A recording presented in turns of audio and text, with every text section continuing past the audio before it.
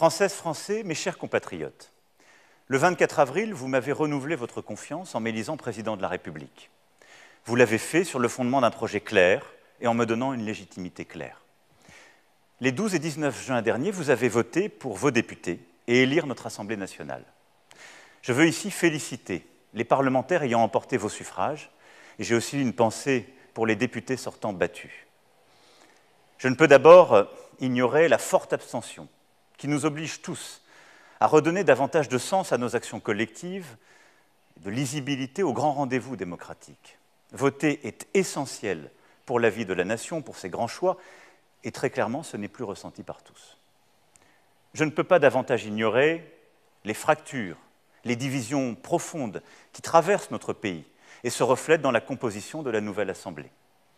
Elles expriment des inquiétudes, le sentiment d'avoir des vies bloquées, pas de perspective dans nombre de nos quartiers populaires, comme dans nos villages. Ces élections législatives ont fait de la majorité présidentielle la première force politique de l'Assemblée nationale.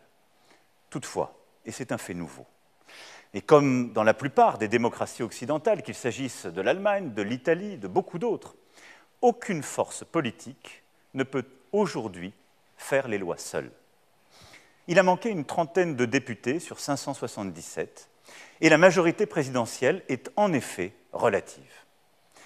Sa responsabilité est donc de s'élargir, soit en bâtissant un contrat de coalition, soit en construisant des majorités texte par texte. Oui, pour agir dans votre intérêt et dans celui de la nation, nous devons collectivement apprendre à gouverner et légiférer différemment. Bâtir avec les formations politiques constituant la nouvelle Assemblée des compromis nouveaux dans le dialogue, l'écoute, le respect. C'est ce que vous avez souhaité, et j'en prends acte. Cela ne doit pas vouloir dire l'immobilisme. Cela doit signifier des accords en prenant le temps de les faire, par le dialogue, le respect, l'exigence. J'entends et suis décidé à prendre en charge la volonté de changement que le pays a clairement exprimée. Parce que c'est mon rôle comme garant de nos institutions, j'ai échangé hier et aujourd'hui avec les dirigeants de l'ensemble des formations politiques qui sont en capacité de constituer un groupe à l'Assemblée nationale. Je crois retranscrire avec justesse la teneur de nos entretiens en soulignant d'abord que tous ont fait part de leur respect pour nos institutions et de leur volonté d'éviter un blocage pour notre pays. Je salue cet esprit de responsabilité et je souhaite qu'il s'inscrive dans la durée.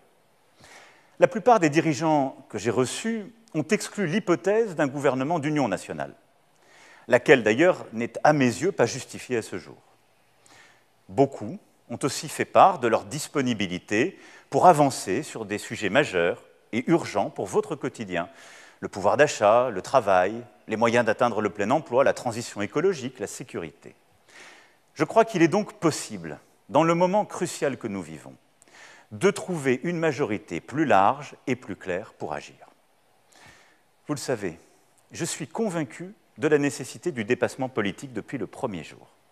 Je l'ai largement pratiqué et il répond, je le sais, à l'aspiration de nombre d'entre vous de sortir au fond des querelles et des postures politiciennes, de bâtir par le dialogue, le compromis, le travail collectif. Je souhaite donc dans les prochaines semaines que ce dépassement politique se poursuive avec clarté et responsabilité. D'abord la clarté. Cela veut dire ne jamais perdre la cohérence du projet que vous avez choisi en avril dernier. C'est un projet d'indépendance pour notre pays, la France, et dans notre Europe que nous devons rendre plus forte, qui passe par une défense forte et ambitieuse, une recherche d'excellence, une industrie et une agriculture plus puissantes par des investissements d'avenir, un projet de progrès sociaux, en particulier pour notre école et notre santé, qu'il faut refonder, sur lesquels nous devons réinvestir, un projet de progrès écologique par une planification et des investissements assumés, un projet de sécurité et de justice, mais aussi un projet responsable, c'est-à-dire crédible et financé. Pour ce faire, dès cet été, il nous faudra prendre, nous le savons, des mesures d'urgence pour répondre aux besoins du pays et de votre quotidien. Une loi pour le pouvoir d'achat et pour que le travail paie mieux, des premières décisions pour aller vers le plein emploi, des choix forts sur l'énergie et le climat, des mesures d'urgence pour notre santé, qu'il s'agisse de notre hôpital ou de l'épidémie. Tous ces progrès ne sauraient être financés ni par plus d'impôts, ni par plus de dettes budgétaires et écologiques. C'est pourquoi notre pays, plus que jamais, a besoin de réformes ambitieuses pour continuer de créer plus de richesses, plus de travail et innover davantage. Ça, c'est la clarté. La responsabilité, ensuite. Il faudra bâtir, comme je l'expliquais, des compromis, des enrichissements, des amendements, mais le faire en toute transparence, à ciel ouvert, si je puis dire, dans une volonté d'union et d'action pour la nation, qui concerne toutes les forces politiques, à commencer par la majorité présidentielle, mais toutes les autres, mais aussi les forces vives, les partenaires sociaux, les élus, les associations, nous tous. Pour cela, il faudra clarifier dans les prochains jours la part de responsabilité et de coopération que les différentes formations de l'Assemblée nationale sont prêtes à prendre. Entrer dans une coalition de gouvernement et d'action? S'engager à voter simplement certains textes? Notre budget? Lesquels? Pour avancer utilement, il revient maintenant aux groupes politiques de dire en toute transparence jusqu'où ils sont prêts à aller.